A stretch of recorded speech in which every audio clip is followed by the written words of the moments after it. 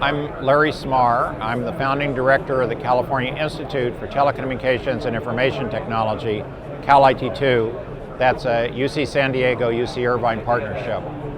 Well, I've been working with high-performance computing for about 40 years. And I was the founding director of the National Center for Supercomputing Applications.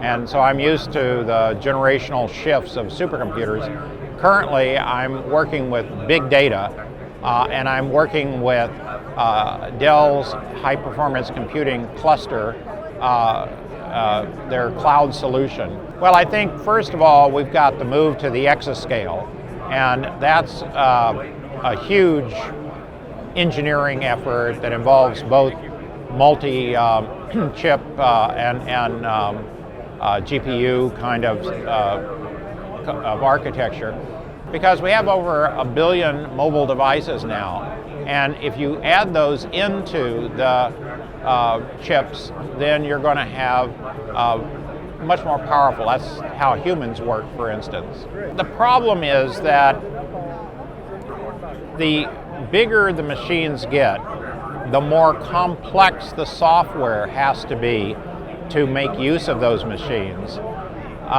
It really doesn't make any sense to have single investigators anymore. So now you have to have these bigger teams. And furthermore, the amount of big data that you have, as well as the fundamental equations we always were solving, but you got to do those together. And so this requires a really large cross-disciplinary team of total experts in each sub-area. And that's a hard thing to do.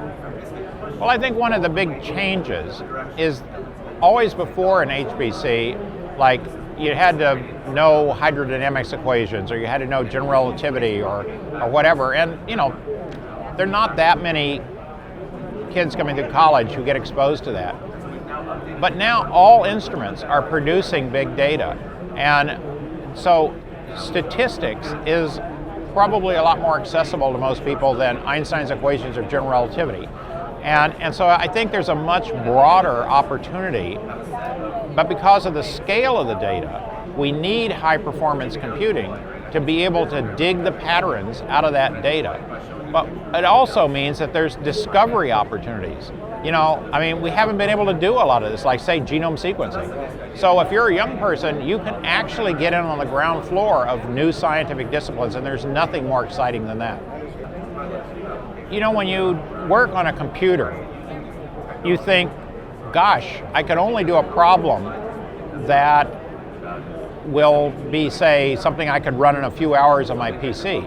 But imagine you had something that was 8,000 PCs, which is a tiny supercomputer. Well, there are 8,000 hours in a year, and that means that if you could run on that computer, you could do a year's worth of computing on your PC in an hour.